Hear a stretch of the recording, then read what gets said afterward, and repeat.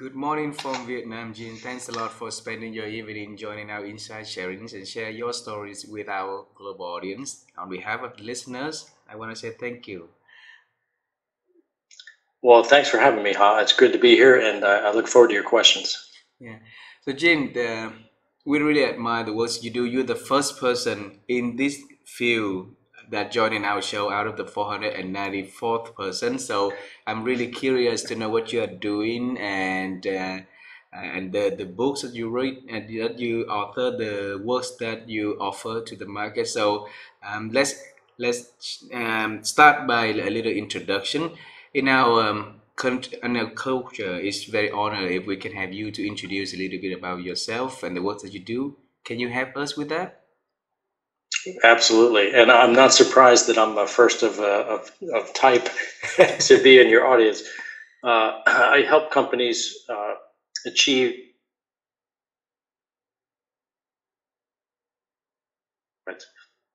and I do that by helping them communicate more effectively with appropriate agencies of government or Congress, depending on their need. I focus on defense and security companies. And in doing so, I draw on my varied background, where I was a former naval officer on active duty for 24 years. I've been a corporate lobbyist at the headquarters of a large defense company in Washington, D.C., where I oversaw legislative affairs. Mm.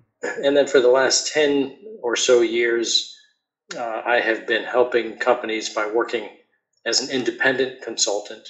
So small, medium, and large companies, could be US companies, could be international companies, but they're trying to make something happen in Washington, D.C. As I said, it could be a policy, it could be funding. Sometimes policy inhibits funding, and it just need to be heard. It's a complex process that I've had exposure to from a number of perspectives over a number of years. So as a result, I'm now in a place where I can help companies recognize what they may be missing in their overall engagement plan as they try to sell to the federal government. Mm. Wow. You have a phenomenal career. It's very unique also. And then you introduce it in less than a minute or so. So, Jean, let's examine that journey together, all right? So, Sure. let's travel time. When I was young, I always wanted to become an astronaut and wearing suit to jump in different planet, but life did not give me any opportunity to do what I wanted to do, right? So when you were young, what was your dream about your future, though? Yeah, I had exposure to successful people in my life who, at the time, attributed their success to their time serving in the United States Navy. Mm. Specifically, my father. I had an uncle who served in World War II, and in high school, I raced sailboats with a guy who was a commercial airline pilot, but who had previously been a naval aviator. And the common theme that they each attributed their success to was that time in service. And so I knew as a young teenager that I wanted to join the Navy, at least for some period of time, to get that experience and then perhaps go off into business. As it turned out, I loved it in the Navy, and my wife was allowing enough that I served 24 years and commanded two ships and rose to the rank of captain. But ashore in the Navy, I learned a lot about Washington. So in the Navy, they say you're at sea or in DC, and you rotate back and forth. And so in my Washington time, I learned a lot about how the military services interact with Congress and how budgets are developed and how those interagency activities come together to help a government provide solutions for the nation, but also to see where industry fits into that. And so I had no idea when I entered the Navy what the post-Navy life would look like. I thought it would be some sort of business or consulting, but really did not have a clear vision of it at the time. Even when I left the Navy, 15 years ago now. You could not have told me I'd be doing what I'm doing the way I'm doing it. It just wasn't in focus for me. So it's either at sea or in DC, right? So what, when you left the sea and go to DC, what happened during that transition though? So it happens every few years. So you serve at sea for a few years, you deploy around the world, and then you come ashore for a specific assignment. And so my assignments tended to focus on congressional representation, representing the Navy to the Senate or the House or to the Appropriations Committee. That's the Defense Funding Committee. I was fortunate enough to spend 1 year sort of on loan from the Navy in the office of a senator who happened to be an influential senator. It's a cross-pollination type of program that happens among many agencies and Congress, and it's meant to be a learning experience. And I was, excuse me, I have a little cough. Sorry. I was able to learn quite a bit in those shore assignments about senior level communications. I traveled with members of Congress on their international travel. So the military services help senators and congressmen execute their international travel. And what that allowed for was relatively close engagement with some pretty recognizable names to learn about what's important to them. And it was just a great immersive learning experience each time I was in Washington, D.C. And then why did you decided to leave the Navy though? Well, it's an up or out system. You either promote up or it's time to leave. 24 years is a full career. That's earning retirement. The captain is a senior officer. The next step is to potentially be selected for admiral. That was certainly a possibility, but there are no guarantees. And I was in a position and just a place in life where it made sense to transition to an industry job in Washington. So at the time, I was the director of the Navy Senate Liaison Office, and it was a fairly low barrier to entry to transition over to industry from that position. And I knew that, and so I took advantage of that.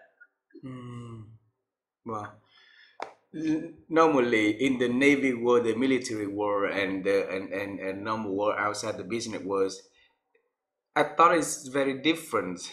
And so how did you get onto the business world after the Navy world? Was that difficult for you, or was it just normal? A little of both. The jobs working with Congress are actually what are recognized as civilian closed jobs. So you don't wear your uniform on Capitol Hill when you're performing those roles. And in part, that's just so that it doesn't look like there's a bunch of military people walking the halls of Congress. And so I was used to operating in a quasi-civilian role, but on active duty.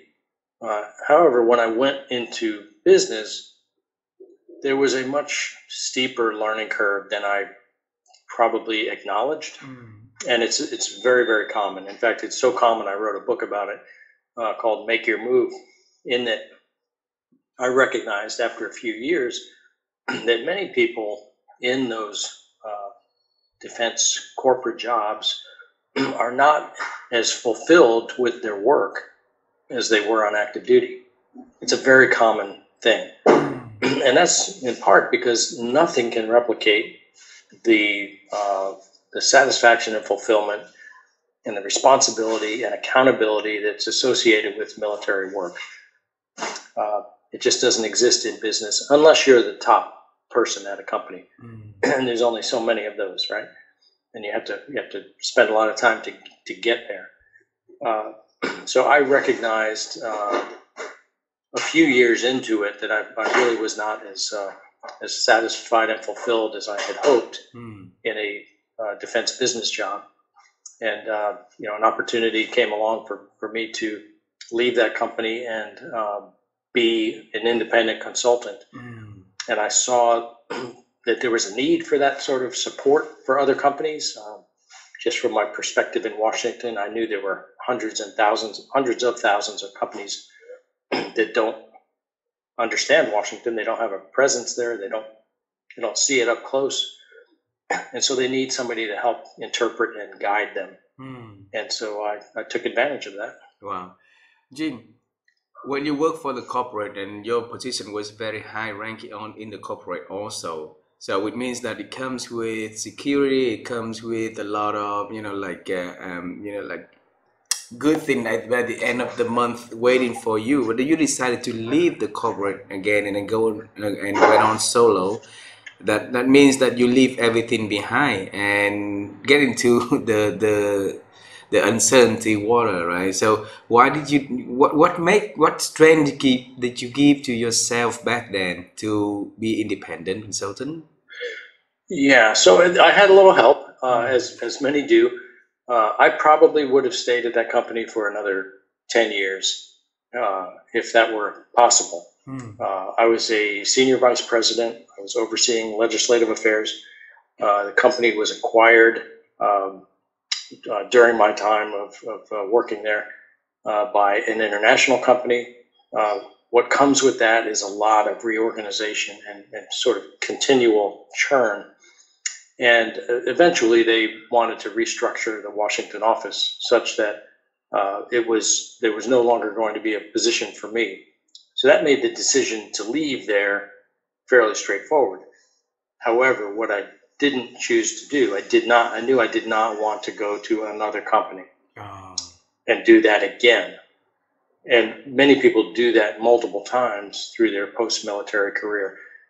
I knew I didn't want to do that. I recognized I had something of a skill set with my understanding of the budget and policy and Congress and how those pieces fit together and how they affect companies who are selling to the government.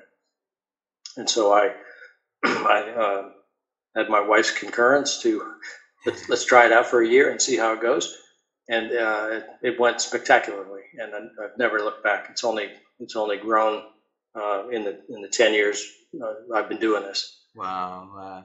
So Jim, for that 10 years in business, can you tell our audience if they need how would they use you for their services though?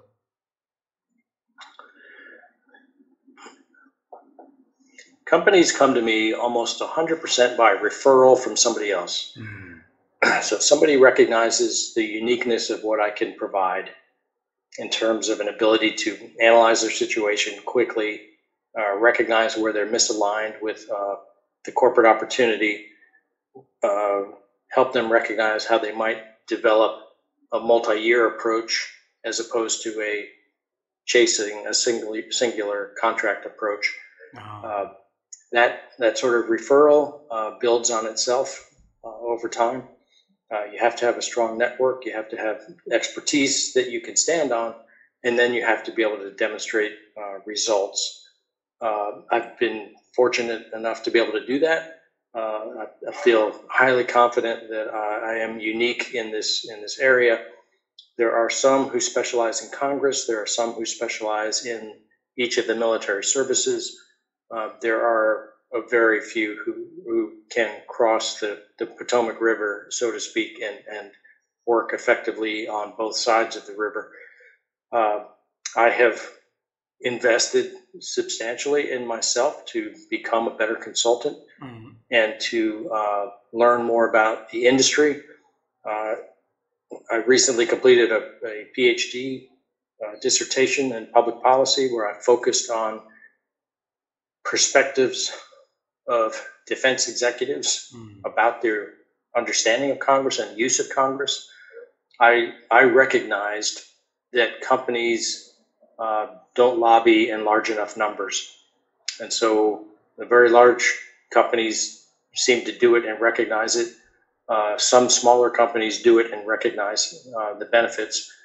But in the defense industry, less than 1/2 of 1% of companies are registered to lobby, which means they're missing huge opportunities. And so I've recognized that opportunity exists. I understand it like few others do, and I can speak to just all aspects of it. Mm-hmm. So I can help a company president much better understand their position, that of their competitors, and where they might be missing out on opportunities. Wow. And Jin, you also author and co-author several books, and I know that you have a new book also coming along the way in 2023, right? So since when you start building the love for writing, though? I'll be blunt, it's not a love for writing. It's a recognition that books matter as people evaluate someone's capability. I learned a few years into my consulting career that that is an accepted form of social proof of what I know and how I implement strategies and tactics to help companies. So I wrote my first book, Pitching the Big Top: How to Master the Three-Ring Circus of Federal Sales. And that's where I describe my view of the three rings of the circus: industry, agency, and Congress. And I use the term circus to describe the relative motion that is present among these three rings. There are things happening all the time in the federal process across multiple fiscal years. And so many people aren't high enough up in the big tent to recognize there's a lot happening that they can not only see, but that they have some control over. And so I tried to open people's eyes to what that was all about. That book was very successful. It brings a lot of people to me, and it very simply tells the story of how some of these pieces fit together. And then I tailor that to different companies' situations. Closely related to that is a program I created this past year called Capital Currency, which is intended for companies who aren't quite sure if they're ready for hiring full-time support like me. So I typically work in a retainer relationship where we're going to work together for a number of years on particular objectives. Some companies are not comfortable enough yet to recognize that they have the need and they want to learn more. Capital Currency is a method where people can self-teach some of the principles of what's in Pitching the Big Top: How to Master the Three-Ring Circus of Federal Sales. And so you can watch me on videos. You can watch me demonstrating how to conduct meetings on videos. I interact with other people. I'm interviewed by people. It's about 50 videos, long and short form. It's a downloadable workbook. Some templates that drive people through questions that they must answer in order to properly engage with the federal government. There are case studies. There's access to me for a period of time. And then there's access to my online forum, which is a closed group of people, like-minded people who are trying to do better at federal sales. So those things are ways in which people can have access to my methods and intellectual property and sort of ease their way into determining whether they want a full-time relationship or not. Jim, we've been in the business world also for quite a long time, but then doing federal sales is not a lot of people in my networks doing that also. So tell us the challenges people in your field will face it when selling to federal stuff. Yeah, the U.S. government buyer is not one person. It's never one decider. It's a group of people. It might be a committee. There are people who influence decisions. There are people who enable decisions. There are very few actual decision makers. So you're constantly trying to piece together coalitions and support in the form of moving people in a particular direction. And it's a big part of how the $1 Million Influence book came about. I've worked with Alan Weiss for a number of years, where he is a consultant and coach. He's written 60 books on consulting in one form or another. And I approached him about collaborating on combining our business and government sort of experiences into one place.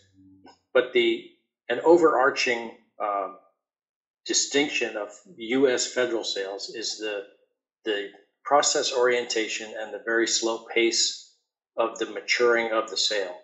So a commercial company that comes in to try to sell something to the federal government will immediately get quite frustrated because it just doesn't move as fast as things do in the commercial world.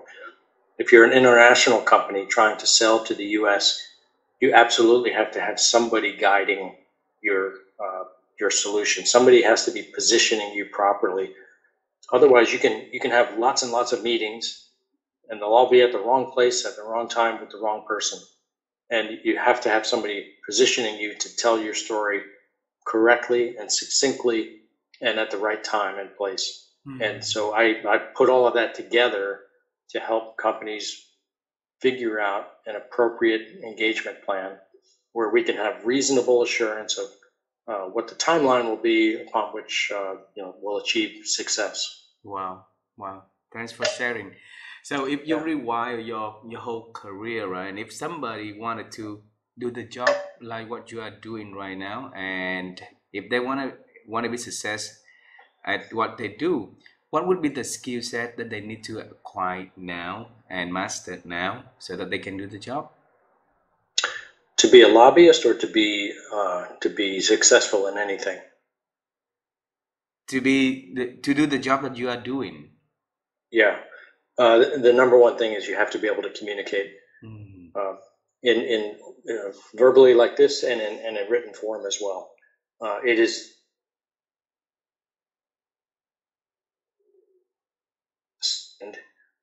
that you have to have expertise, not experience. They're two different things. Experience, in my mind, means you've done something for many years. Expertise means you know how to do it exceptionally well. There's a difference. You can become a lobbyist just by saying, I want to be a lobbyist. How effective you'll be is another question. Some lobbyists come directly from staff jobs on Capitol Hill, where they learn that part of the process. What they don't necessarily learn in that part of the process is how the agencies of government really work. You almost have to have served within an agency to truly understand that agency. So I spent time in the Navy. That gave me exposure to the Department of Defense and to other service agencies. And I have recognized that the DoD organization, in terms of how they budget, is more mature than any other in government. And if you can operate in DoD, you can translate that into other agencies, generally speaking. Now, I focus on defense and security, so it's defense and Department of Homeland Security. But the preponderance of my work is in the Department of Defense. There's no quick way to gain the skills required. As I mentioned, I think if you come off Capitol Hill, that's one way to have learned, but you still need to learn more. If you come out of industry, you may understand your industry role, but you may not fully understand those other roles. I think you need to have spent a little bit of time in each of the three rings of the circus to be highly effective. Wow. So it's the expertise that is more important than the experience in this case. I stand by that. Absolutely. Yeah. So, Jin, you have a very unique network also to unique individual with their background, the works that they do also, right? So, can you teach us how have you build relationship and nourish them over the years now? Most people have some sort of a Rolodex that they have developed over time by working wherever they work. You come to know people. I think LinkedIn has been a tremendous help for people to make new connections. I would not recommend that for cold outreach to people, but if there's a reasonable connection to somebody else or to some interest that you can see in LinkedIn, that can be a way to reach somebody. In the lobbying world, there are opportunities to participate in industry trade shows where I can see what people are trying to bring to market in support of members of Congress. Sometimes that happens through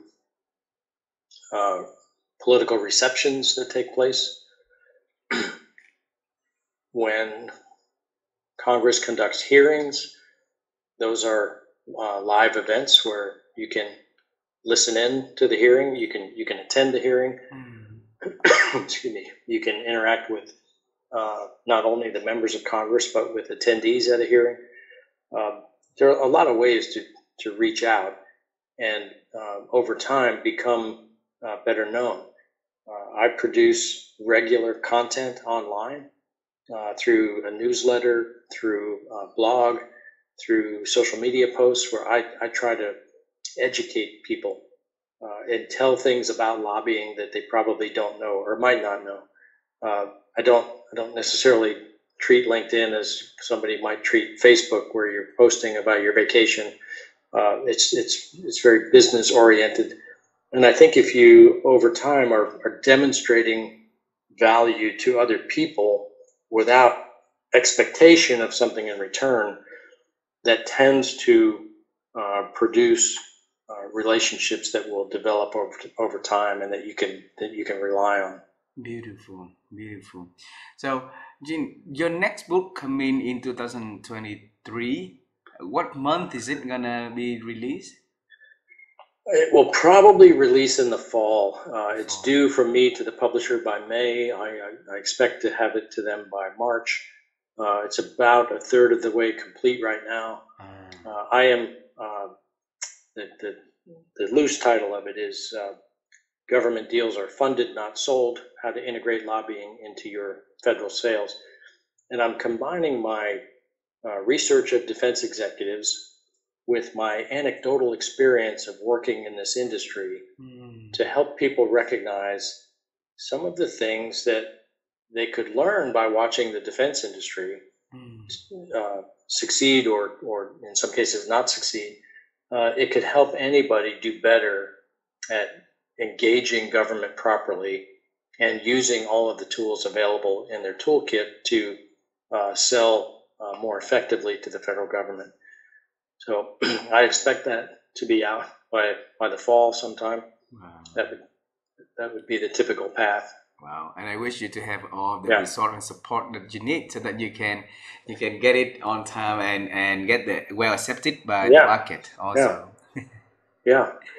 Well, Taylor and Francis published with for Alan Weiss and me for the $1 Million Influence, and they accepted my proposal for this next book, and so we're under contract, and that will happen. Wonderful, wonderful. Yeah. So, Gene, I have two last questions for our conversation today. Sure. Okay. The first question is about thinking. You appear to me a very, very big and deep thinker yourself, and my wife and I, over the past years, we've been trying to help people to improve their ability to think, because we believe that if we can think well, then the whole change process will lead into very positive. But we also believe that our ability to think these days is diminishing. So if we can help people to listen to expert sharings about their way of thinking, and so that they can reflect, they can apply something to learn and use, then that would definitely help them to make that improvement, right? So over the years, how have you been helping yourself to improve your ability to think?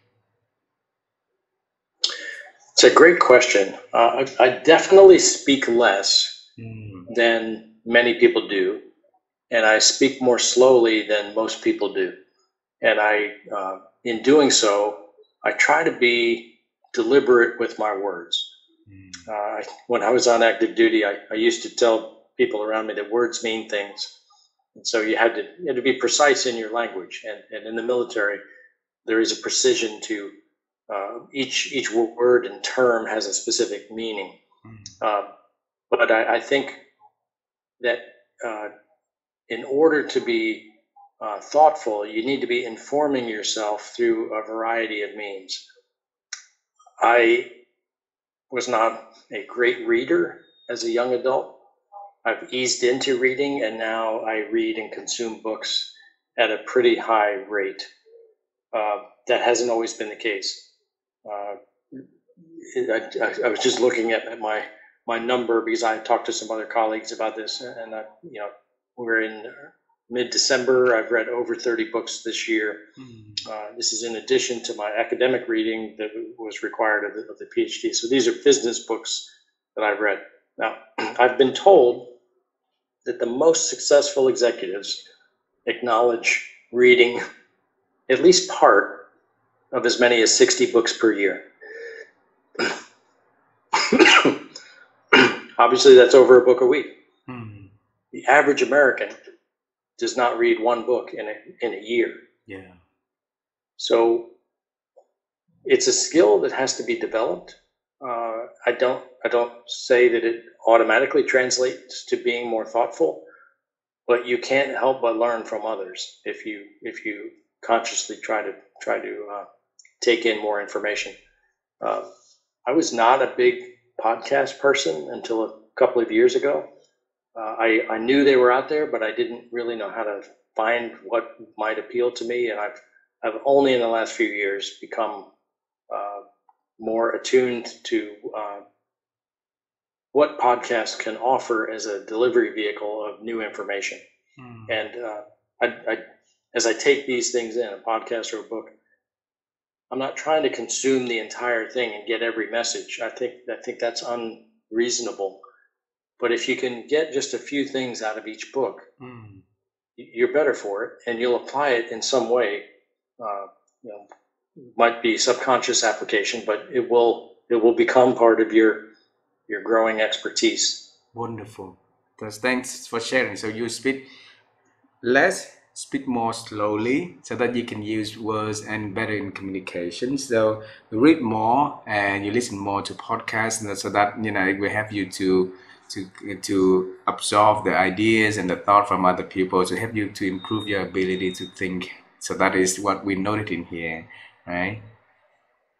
So some people have a very high-speed chip in their brain that allows them to speak and process quickly.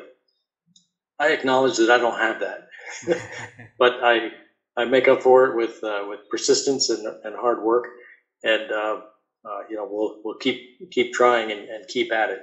But that not having the fast chip, and that's just my term, it also means that I don't leave people behind in a group if I'm communicating. People can usually stay with me, and I find that very, very bright people tend to sometimes speak very quickly and become impatient with those who can't see the world as quickly as they can. That's just not me. Thanks. And sometimes I face that issue also, James, when people speak too fast, and with a person speaking English as second language, it's really hard for us to absorb the information, to understand in the deeper level. So the last question for you today is about the future. Okay, so we've been traveled the past already. We understand you have the desire, the love to spend time and serve, right? Because following your father, your uncle, and you spent a phenomenal career in the army, went out and work for the public company, then work on your own company. So that was the Navy. That was the Navy, just to be clear. Navy, yes. And now you author several books, about to have a new book. Is there anything exciting that Gene is working on and he wants to share with us so that we can celebrate with him now? Exciting? I'm not sure. I have become very interested in, as a result of my academic studies, I've become much more interested in our access to Congress and helping more people get access to Congress. I refer to the term the democratization of access to Congress, I think, is necessary in our country. Too few people understand how to use it. We have something called the Small Business Administration that helps companies connect with our executive branch across any agency. There's nothing like that in our legislative branch. And I have come to recognize that there could be, and I hope to be some sort of a catalyst for that sort of activity, drawing on my experience, my academic research, and my ability to communicate with Congress. I hope to be a leader in demonstrating that Congress has a role in figuring out how to allow others to see them as a more accessible branch of Congress. It's within their purview to make that happen. I think it has to be laid in front of them. And so I hope, let's say over the coming decade, that I'm able to make some headway on that by bringing others along to that position. Wow, wow. Jin, then I wish that you will have all the resource and support that you need to make that happen soon. All right. So and so you're not gonna go on a path alone. There will be people going with you to make the journey a lot more meaningful and joyful. And please, I want to say thank you. Thank you for being so kind to spend your time to join our podcast and share your stories with our audience. And I hope to see you in person one day. Well, me as well. Thank you, Han. I appreciate the time, and it's a great interview. Enjoyed it. Thank you. Yeah, you have a wonderful evening. Say hello to your family first and happy holiday season in advance. And to yours. Thank you. Bye bye.